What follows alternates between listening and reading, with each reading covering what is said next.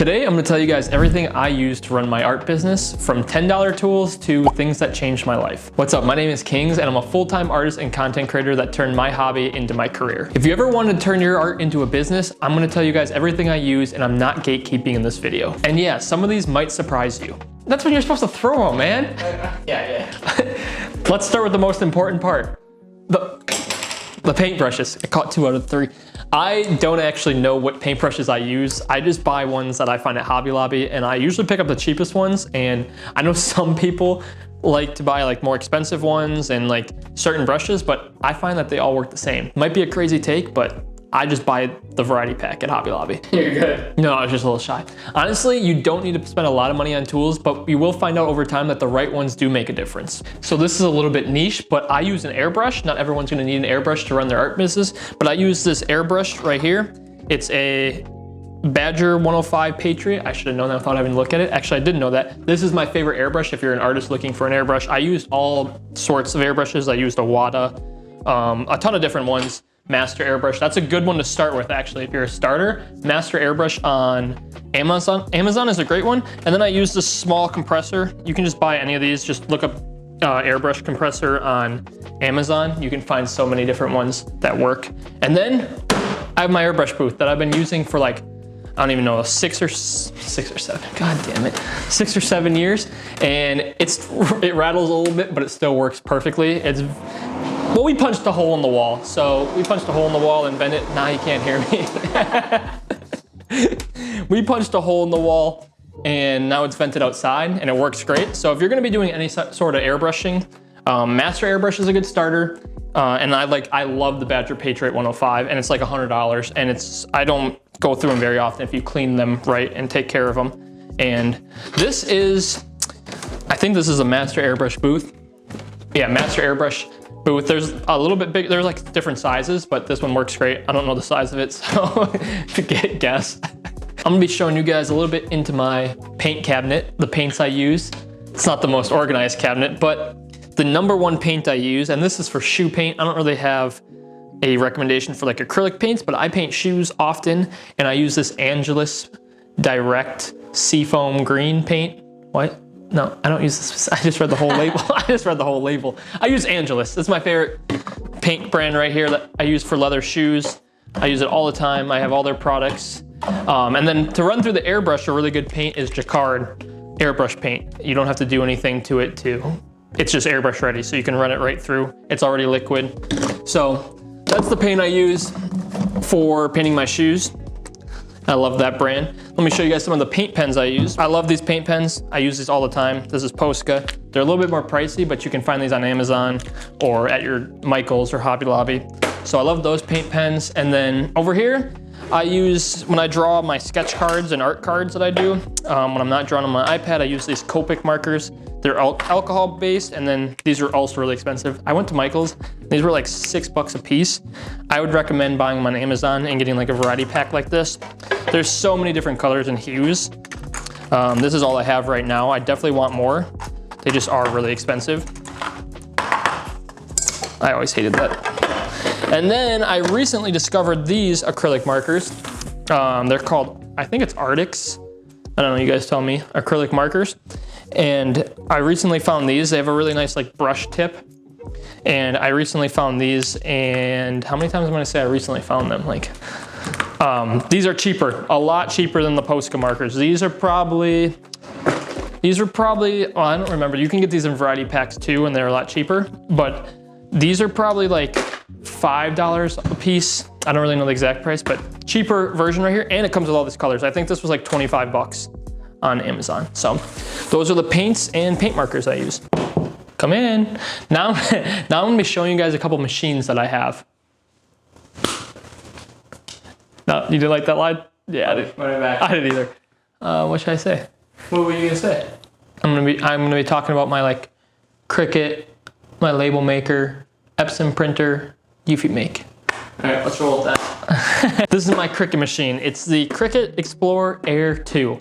And this machine is 7 years old and still works like a charm. And I didn't buy it in the first place. Wait, actually, yes, I did. This is 7 years old, like I said, and it's literally worked so good. I wasn't lying about it. The only thing that doesn't work is this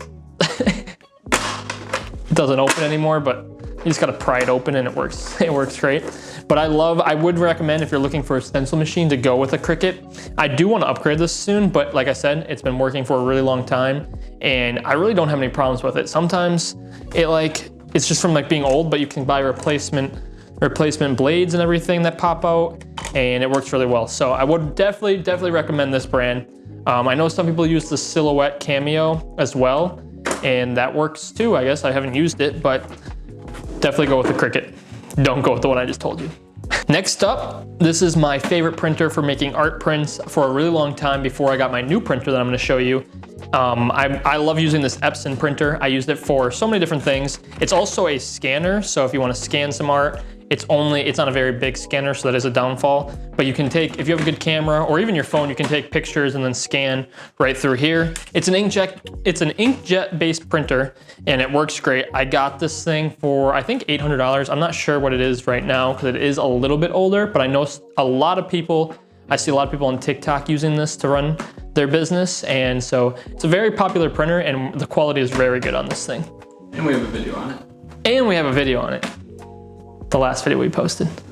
Oh, but we need to move the, no, you can get me moving the light. It's fine.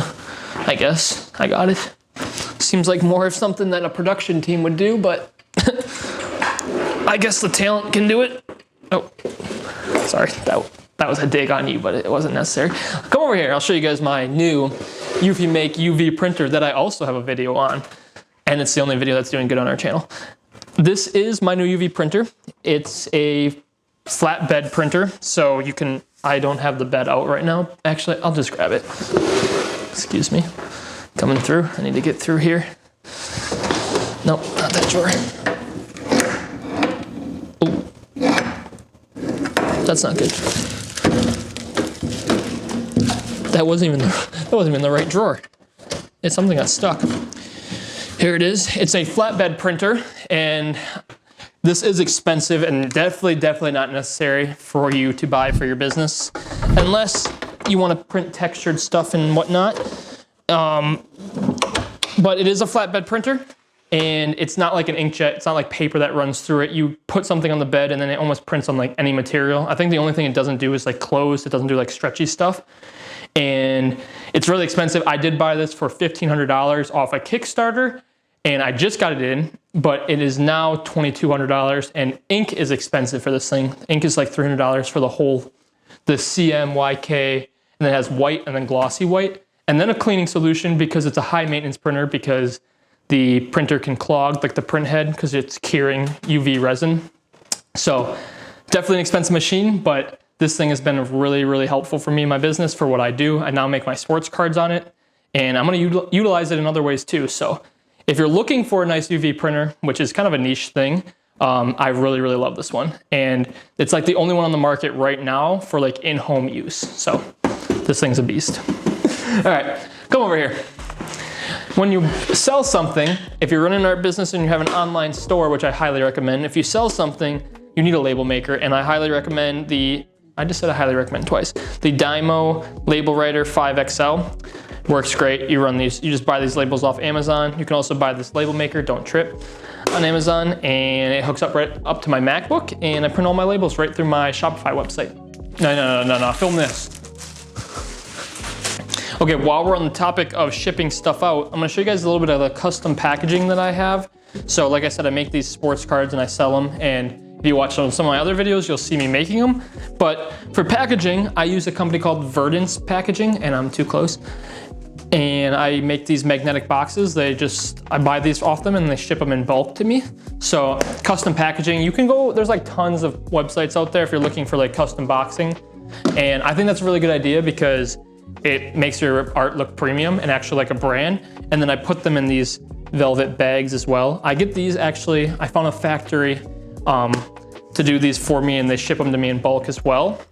So if you're an artist, I do highly recommend, I don't say that one packaging company is better than the other, but I do highly recommend trying to like up the quality of like what you're shipping out in and like using your brand. I also have stuff like business cards, and like I have this little flyer that I put in, and it's got like my brand up here and a piece of artwork I've done, some more of my shoes, custom sneakers and sports cards is written on the bottom, and then it's got a little bit about my story on the back. So every one of my orders gets this. It's got my website, QR code. So stuff like that really makes you look like a brand and really helps elevate the way you look.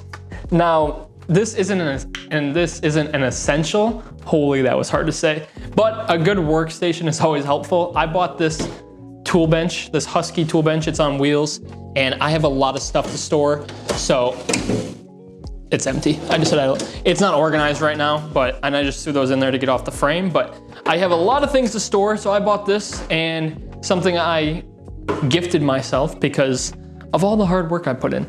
And this is my favorite place to work. It makes me so much happier to actually have a workspace that I like and enjoy. Now, you don't have to spend as much as I did on this tool bench, but there's tons of like nice desks on Amazon, standing desk. I had a standing desk for a really long time that I worked at. So I would definitely recommend giving yourself a good place to work. Go for it. A cleaner workstation equals better workflow and more money. So I was trying to think of the line. So this is how I actually blew up my artwork. So if nobody sees your art, it really doesn't matter. So I'm gonna talk about the content creation side of things. So for cameras, I'm currently filming on YouTube right now, or for YouTube, and it's my Canon R50V camera that I just got. I really like that. I use this DJI, I used it more for YouTube. Now it's a DJI Pocket Osmo. I really like this. It shoots both vertical and short form, vertical and horizontal. I was just gonna say that. Let me think, man. I literally said I was gonna. Can't mess up anywhere. What else? I use this. So I don't really use the DJI much anymore because I have this camera, but I'm trying to figure out other workflow ways to use that. This is a iPhone gimbal, also from DJI. It takes my phone and I can put it right in here. And I really like that. Just got that. Now, one of my favorite things that goes along with this camera is I just got these mics. There's only one in here because I'm using the other one, but it's I don't know what these mics are called. We'll pop it up on the screen. DJI Mic 3, is that it? I'm not the tech guy here, obviously. That's my editor. And I got some gimbals. I got some tripods. So I use this newer tripod. I just used a bunch of tripods. I don't even know what they are. I have a tabletop tripod. It just hooks up to my phone. I can film myself for TikTok because I post on short form, long form, tons of tripods. Like I said, if nobody sees your artwork, you're not gonna blow up and you're not gonna sell anything because you need to get views on it. And the best way to do that right now is organic, posting your process, showing yourself on camera, stuff like that. So definitely be doing that if you wanna make this into a career and if you feel comfortable doing so. Not everyone feels comfortable online. I thought someone was behind me. Dude's laughing at me behind the camera. I don't know what's funny. I don't know what's funny. Continue. You got like, you didn't want to be on camera? He goes, no, it's good. You didn't show my feet, did you? I was just reading my script that my editor made for me, and I'm supposed to say something along the lines of content is the real reason why I can do this full time. And that actually is true because without it, no one would have seen my artwork and I wouldn't ever sell anything. So post on social media. Oh, whoa. I didn't know it was zoomed in here. Holy. Big forehead. Holy moly. I was recording too. Don't use that part, but you probably will. All right, I'm gonna be talking about some of the tech I use. I use this MacBook Pro, and this is a few years old. I'm starting to realize that a common thing is that I have everything for a really long time, and that's because like everything usually lasts a good amount of time if you take care of it. So I've been using this. I use this for everything, my emails. I run my Shopify website through this. I Google. And then I have an iPad. This is also from a really long time ago, but this is an iPad. That's a MacBook Pro. I don't really know what version. And then I have an iPad. This is from like 4 or 5 years ago, and this isn't technically necessary. I also have the keyboard on it as of recent. And so I don't really use it that often, but I do have the keyboard. And then I have the Gen 1 like Apple Pencil, which I want to get the newer stuff. I actually want to get a whole new iPad because like the light and the brightness on this is really dim. But if I'm drawing, if you're gonna do digital art, I draw my pencil. I draw on the Procreate app, and that's really, really good for digital design. So I love doing that. I draw all my sports cards and everything on here. So like this is my recent drop. right here, this Max Verstappen, and then like I have like all the different variants I do because I like change everything, like change backgrounds and whatnot. So really, really good for digital design. And then if you get the keyboard and you don't want to spend on a MacBook and an iPad, but you want an iPad, just get a keyboard that goes with it. And then you have basically a MacBook, I guess. Okay, my editor wants me, do I call you my brother or my editor? I'm just gonna call you neither. He wants me to tell you guys that I lied. Putting a keyboard on your iPad does not indeed make it a MacBook. I meant that you have like, technically have a laptop. I mean, come on. No? All right, well, never mind. Yeah. All right, so I'm gonna tell you guys about one of the most boring parts of this whole thing, but one of the most crucial is the finance part, the tracking part, all that stuff. When it comes to tax season, you're gonna thank me. You're gonna wanna use something like QuickBooks or some sort of tracking to track your expenses, how much money you're making, all that stuff. It's really essential because come tax time, you don't wanna have to like be scrambling to figure out how much money you made, where you made it, where you spent money, all this stuff. And you get tax breaks from buying, expenses and stuff. You get tax write-offs and everything. So I use QuickBooks. That really helps. I used to use an app called Everlance for that too, but now I use an app called Everlance to track whenever I get in my car and I have my phone on me. It tracks the mileage, like business mileage. A lot of people don't think about this stuff, but business mileage is great to track because anywhere you go, if I go to the store to buy paintbrushes, that's business mileage. So I just have it set up automatic. I pay for a subscription on an app called Everlance and it just tracks it for me, which is perfect. And then I would have a business account because if I'm gonna go purchase those paintbrushes, it should be by my business card and then I get that business expense on my business. How many times can I say business? You know what I mean? If you're making money and not tracking it, you really are setting yourself up for failure. The top 3 essential things I use to start my art career, were you behind me? It looks like you're pointing it that way. Don't stop it. The top 3 essential things I use to start my career as an artist are my phone to film content, paint, and some paintbrushes. These 3 things alone got me started, and you need something to actually work on, but in my case, people were sending me shoes or I was finding like old pairs of shoes to work on because I got started painting shoes as my career as an artist, and that's what I started with. But yeah, like I said, you only need a few things. The iPhone was great to have, like to be able to post online and share my videos on TikTok. And then you just need some painting and some art supplies and then start filming yourself, start putting yourself out there, and it will take you places. That's everything I use as a full-time artist. And if you guys are thinking about turning your hobby into your career, I urge you to start now. I've been trying to do this for 7 years now and it's finally working. It's a lot of hard work. You have to put a lot of time into becoming an artist, but I've worked my butt off. I worked a lot of unpaid hours and now it's finally starting to work. And it's finally I'm finally starting to see the fruits of my labor. And it's really cool to see when you can take something that once started out as hobby and really turn that into a career. And now I'm getting into the YouTube content creation. I'm doing it with my little brother. He is the one that laughs at me all the time while I'm filming. He edits my videos. He's way more techie than I am. I just know how to paint pretty much. And he knows all the gear and everything, the lighting. All my tech stuff was recommendations from him. So if you guys did enjoy this video, I would appreciate it if you would like, comment, subscribe. Let me know what you guys thought. And if you want to learn how, my camera died in the middle of me saying that, but I was gonna say, if you want to learn more about how to make money as an artist, stay tuned and subscribe because I'm gonna be making more videos on that. And like I said, my little brother and I are gonna continue to try to grow this YouTube channel, and we appreciate every one of you that have taken the time to watch our videos and like and comment and all that stuff. So thank you guys for watching, and I will see you guys in the next one.